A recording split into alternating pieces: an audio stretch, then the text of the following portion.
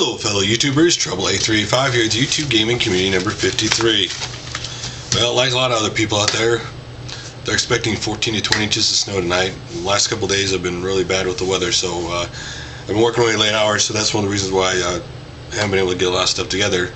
And the 2 days before that, I haven't been getting a lot of things done around here, so I had to take a break from YouTube for a little bit. So now that we got all that taken care of, what's going to happen is I'm going to do this video now, and then because I'm really tired and everything, tomorrow I am going to put the links to all the videos and stuff I talk about if I happen to not work because of the snow, because right now they basically, where I live at, they basically shut all the roads down.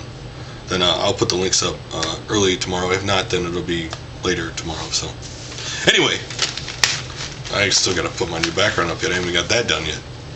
So one thing I do want to talk about, I know a lot of other people have had this problem, is some people seem to think when they subscribe to you and you don't say thanks that you're not thanking them for it. But the truth of the matter is, the reason, like I know myself, I haven't been able to thank people, I know other people have this problem lately, is that for whatever reason, sometimes you become a phantom subscriber, where YouTube doesn't inform me or other people that you subscribe to them. And so it's not that we don't want to thank you, it's that we were never given the chance to thank you. And going through a list, especially now when I have 100 subscribers, it's just a real big pain to try to go through that page after page trying to find that one person you didn't thank. So anyway, let's get to our topic. And our topic is from mp4podcast.com, and is, I have a question. Why does the YouTube community ignore the iPhone, iPod Touch, iPad, Android, Windows 7, BlackBerry, and Nokia phone as a handheld gaming device? Okay, now I have an iPod Touch, and I will tell you this. I think the main problem with this is, I think all these things you're talking about, except for the iPad, obviously, and the iPod Touch, are cell phones. People think of them cell phone first, gaming device second. iPad, more of a computer first, gaming device second. The truth of the matter, if you're talking about iPod or iPad, the truth is the iPod has a lot of junk programs out there that there are lots and thousands of programs for it, but a lot of them aren't that good. Now, developers are coming on board. They're starting to make games. I mean, Square Enix is SEGA and that, so the games are getting better. But when I think of gaming devices, honestly, I think of DS, PSP, handheld. I don't think Game Gear, Jaguar, or Game Gear. I don't think of those devices as a gaming device. I think they're gaming devices like thrown on as a bonus. It's not really the focus of those things. So, and I don't know if we're ever going to get there is thinking of those as handheld devices. I mean, truth of the matter is, does the DS get the credit it deserves because it is truthfully the highest selling console of this generation? Doesn't get the credit for it, but it is by a landslide. So I got on my iPod Touch, I have the Conductor, which is a little train game where you just got to move the track around to guide the train and make sure the trains don't crash. Sounds simple, but it's a very addicting game. Angry Birds, Deep Sea Pinball. I love pinball games. I got like 2 or 3 different pinball games on there. But the truth of the matter is, I only play it half hour once every couple months. I don't play it regularly. It's more of a diversion kind of thing. Hey, that's cool for a little bit, then move on and do something else. So, what are your thoughts about this question? So now I'm going to get to 2 people's rules that they had from my video of rules I have when it comes to YouTube for myself. Now, the first one is by AxeBlack84. I wouldn't call it a rule, but I'm enjoying doing the video before anything else. I just be myself and talk about my experience with the game as whatever I'm talking about. I think I stated all this in my 3rd video I ever made. There are so many channels that do the same thing. People will eventually start looking for something less commercial and more personal. But my main rule, or focus, I should say, of my channel is to mostly record my gaming past in video form. And then the next rule is by PN Royal. The rules that I have for my channel is I refuse to restrict it to just simply one subject.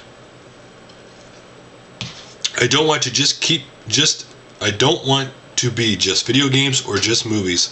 I always want to keep my channel free and open for whatever it is that I want to share with the world. I have what I call different shows within my channel, like Grindhouse Cinema Presents, in which I cover film that are more specialized, but overall I don't try to restrict my content to one or two things. One other thing I'm going to add about that, I think that, by the way, is the majority of a lot of people's problem on YouTube, is that they restrict their channel to one subject. And then eventually, because they restrict themselves to one subject and they have other likes, that they start to get uncomfortable, they start to get frustrated because they're only showing a part what they like. They don't show everything they like. I mean, if you want whatever you like, you should show that on your channel. Unless you want to do, like, unless it's easier for you to organize it where having another channel to do that's more easier for you then. Anyway, let's get to channels to check out. First one is Bubba Nintendo. He has 19 subs. He does trade, game finds, and he also does dumpster dive video, which shows you what to get out of a dumpster. Next one, the Atari 2600 fan. He has 16 subs. He does unboxing, finds, gameplay, arcade machines, collection, discussion, and game room. Next up is the Anonymous Revelations. He has 17 subs. He does game vid and trade videos. Next up, Gaming Retrospective. He has 31 subs. He does review, retrospective, and top 5. And lastly, 2 Mag-All and ES4 has 9 subs, does arcade, gameplay, and let's play. Now, videos to check out. First one is by Black Lily 8, MadChat91, The Fall of Interplay with Brian Fargo. If you're interested in Interplay and, you know, what all happened, check that out. Next one is by the Drisk, Video Game History Part 21, Playtime, where he goes over the history of the Sega Saturn and the PlayStation 1. Next up is Night Ram 56, old Super Mario Brothers figure set from 1986, one of the very first Mario figure sets. Next is Math 8895, what I collect and how I collect and more.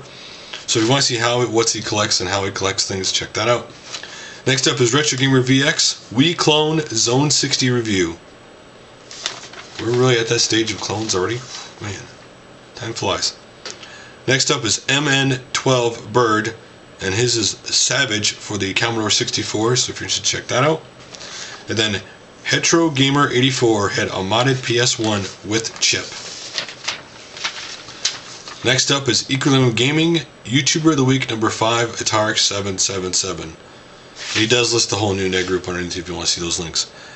I'm going to say this about YouTuber of the Week, and I'm going to say this in general, not to EquilibriumGaming at all.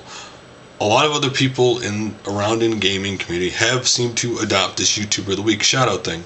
My only problem with the YouTuber of the Week thing that a lot of people do is they only seem to shout their friends when they're doing YouTuber of the Week.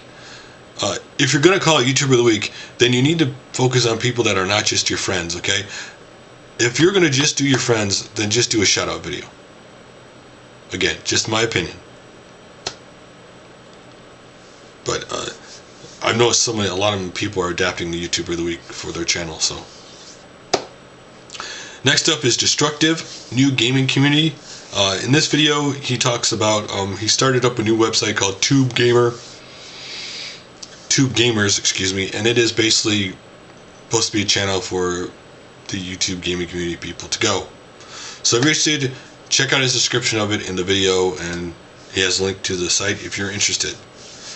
Next up is Games81, Rare PC Engine Shuttle System Review. If you have never seen it or want to hear the history of it, check that out. And then lastly, Rinrygamegame, Who's Tougher, Genesis vs. Super NES. Which console had the toughest cartridges? So if you're interested, check that out. By the way, it's been a kind of unusual week. I've actually gotten 2 other people that already sent me topics for the next 2 shows that I'll be going over. The next one I'll be going over collecting again. Not the whole, but just a really small part that someone sent me as a topic. So guys, Till the next video.